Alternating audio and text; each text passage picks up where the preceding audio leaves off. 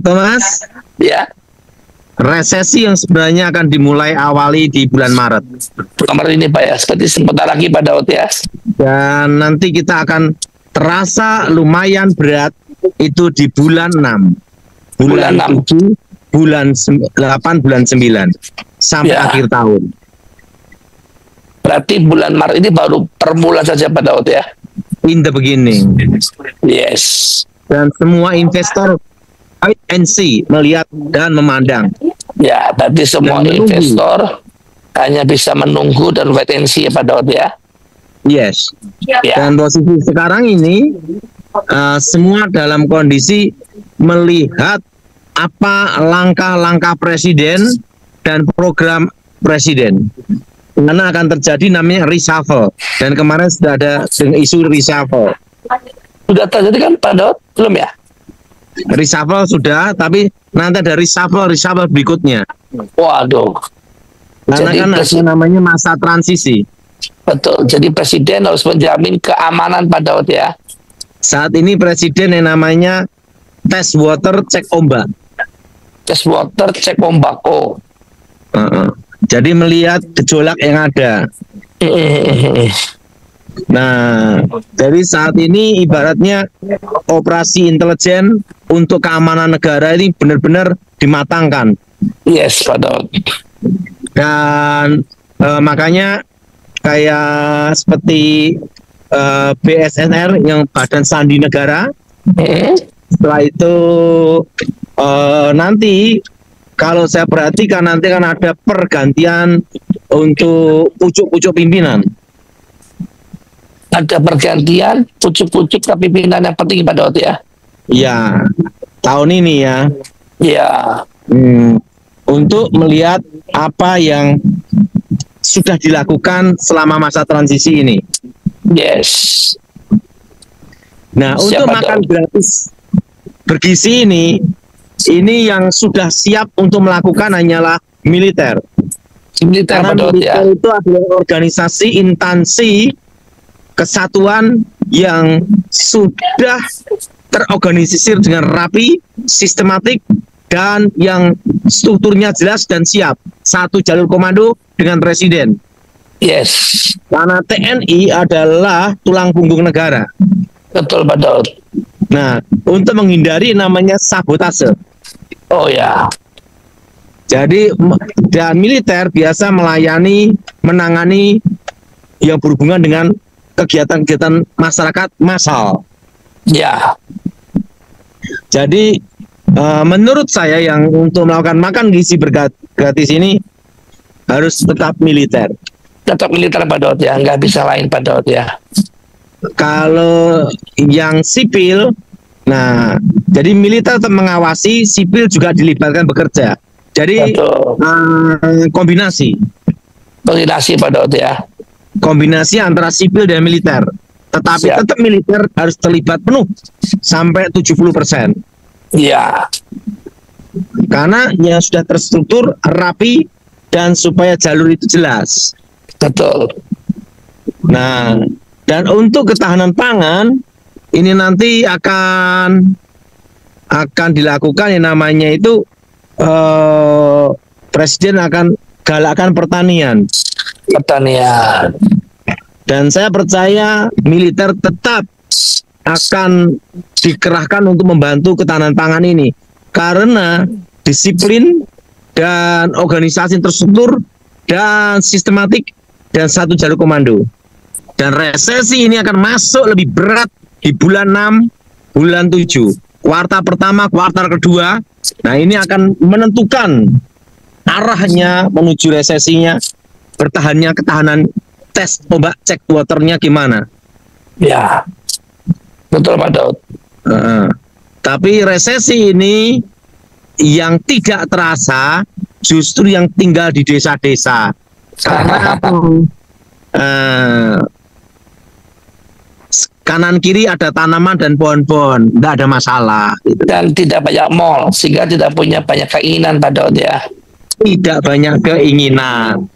Jadi secara ekonomi kita akan agak berat nanti di bulan Maret menuju bulan bulan 6, 7, 8, 9. Ya, betul Pak Daud.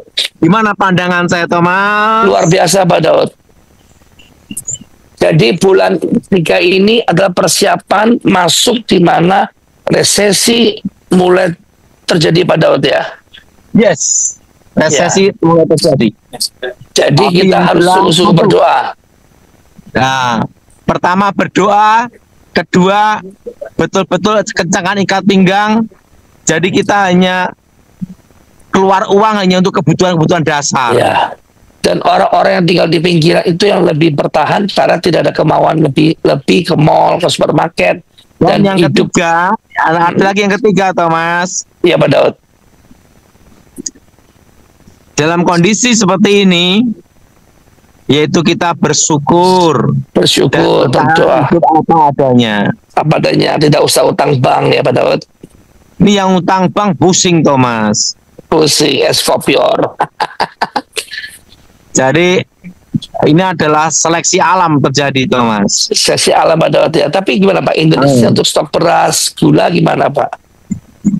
Pokoknya Thomas, tenang aja, percaya Tuhan pelihara kita di tengah-tengah kesulitan. Tuhan menjaga, memberkati dan melindungi. Amin.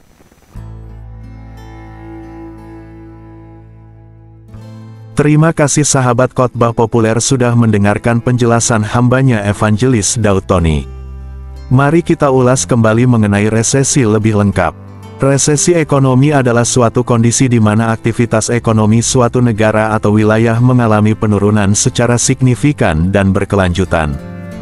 Resesi ekonomi biasanya ditandai dengan penurunan produk domestik bruto (PDB), peningkatan tingkat pengangguran, dan penurunan kegiatan ekonomi lainnya. Penyebab resesi ekonomi adalah 1. Ketergantungan pada ekspor. Negara yang sangat tergantung pada ekspor dapat mengalami resesi ekonomi jika permintaan ekspor menurun. 2. Ketergantungan pada sumber daya alam. Negara yang sangat tergantung pada sumber daya alam dapat mengalami resesi ekonomi jika harga sumber daya alam menurun. 3. Kebijakan moneter yang tidak tepat. Kebijakan moneter yang tidak tepat, seperti suku bunga yang terlalu tinggi atau terlalu rendah, dapat menyebabkan resesi ekonomi. 4. Krisis keuangan. Krisis keuangan, seperti krisis perbankan atau krisis hutang, dapat menyebabkan resesi ekonomi. Dampak resesi ekonomi. 1. Peningkatan tingkat pengangguran. Resesi ekonomi dapat menyebabkan peningkatan tingkat pengangguran, yang dapat berdampak pada kesejahteraan masyarakat. 2. Penurunan daya beli masyarakat. Resesi ekonomi dapat menyebabkan penurunan daya beli masyarakat, yang dapat berdampak pada kemampuan masyarakat untuk memenuhi kebutuhan hidup. 3. Penurunan kualitas hidup. Resesi ekonomi dapat menyebabkan penurunan kualitas hidup, seperti penurunan akses ke pendidikan, kesehatan, dan infrastruktur.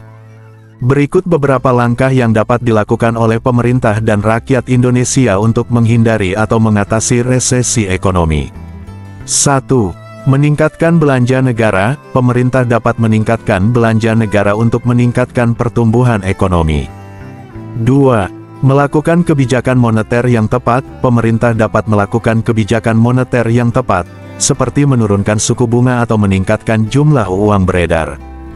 3. Meningkatkan investasi. Pemerintah dapat meningkatkan investasi pada sektor real, seperti infrastruktur atau industri. 4. Meningkatkan ekspor. Pemerintah dapat meningkatkan ekspor untuk meningkatkan pendapatan negara. 5. Mengembangkan sektor real. Pemerintah dapat mengembangkan sektor real, seperti pertanian, industri, atau jasa. Sedangkan langkah-langkah rakyat untuk mengantisipasi resesi adalah: 1. Meningkatkan produktivitas. Rakyat dapat meningkatkan produktivitas dengan meningkatkan keterampilan dan pengetahuan. 2. Menghemat konsumsi. Rakyat dapat menghemat konsumsi dengan mengurangi pengeluaran yang tidak perlu. 3. Meningkatkan tabungan. Rakyat dapat meningkatkan tabungan untuk meningkatkan keamanan finansial. 4. Mengembangkan usaha. Rakyat dapat mengembangkan usaha untuk meningkatkan pendapatan. 5. Meningkatkan kesadaran finansial. Rakyat dapat meningkatkan kesadaran finansial dengan memahami prinsip-prinsip keuangan yang sehat. Langkah-langkah bersama antara pemerintah dan rakyat adalah: 1. Meningkatkan kerjasama. Pemerintah dan rakyat dapat meningkatkan kerjasama untuk mengatasi resesi ekonomi. 2. Mengembangkan infrastruktur. Pemerintah dan rakyat dapat mengembangkan infrastruktur untuk meningkatkan pertumbuhan ekonomi. 3. Meningkatkan pendidikan. Pemerintah dan rakyat dapat meningkatkan pendidikan untuk meningkatkan keterampilan dan pengetahuan. 4. Mengembangkan inovasi. Pemerintah dan rakyat dapat mengembangkan inovasi untuk meningkatkan pertumbuhan ekonomi. 5. Meningkatkan kualitas hidup. Pemerintah dan rakyat dapat meningkatkan kualitas hidup dengan meningkatkan akses ke pendidikan, kesehatan, dan infrastruktur. Sebagai orang Kristen yang mencintai Tuhan, kita harus tampil beda sekalipun dalam resesi. Berikut beberapa cara untuk membantu orang Kristen tetap beriman kepada Tuhan walaupun dalam resesi ekonomi. 1. Mengingat janji Tuhan dalam Alkitab bahwa Dia selalu menyertai dan memelihara umat-Nya, bahkan dalam kesulitan ekonomi. Mazmur 37 ayat 25, Filipi 4 ayat 19. 2. Berdoa dan mencari wajah Tuhan secara teratur untuk meminta kekuatan, pimpinan, dan perlindungan dalam menghadapi kesulitan ekonomi. Filipi 4 ayat 6-7, Yeremia 29 ayat 12-13. 3. Mengembangkan kehidupan rohani yang sehat melalui kegiatan seperti beribadah, berdoa, dan membaca Alkitab secara teratur. Yohanes 15 ayat 1-8, 1 Petrus 2 ayat 2-3.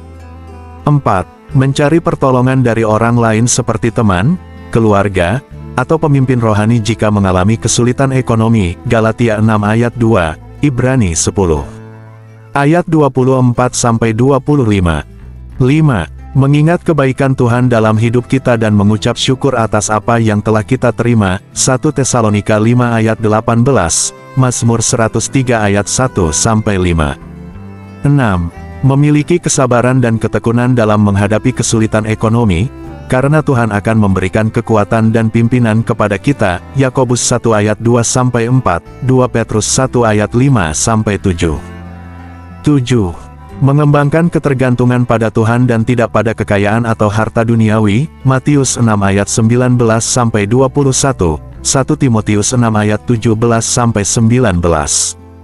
Dengan melakukan hal-hal tersebut, orang Kristen dapat tetap beriman kepada Tuhan walaupun dalam resesi ekonomi. Lain dari itu, orang Kristen harus menjadi berkat dalam bersikap kepada siapapun, termasuk saat bermitra dalam bisnis atau usaha. Jangan sampai kita sebagai pengikut Kristus menerapkan neraca serong untuk meraih keuntungan sebanyak mungkin.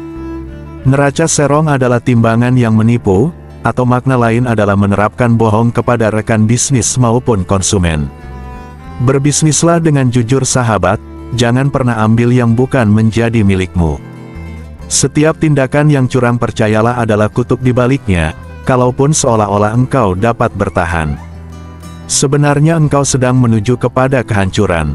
Engkau tidak akan pernah damai dalam menjalani hidup jika penghasilanmu dari cara yang salah. Kiranya Allah damai sejahtera menyertai kita senantiasa. Tuhan Yesus memberkati.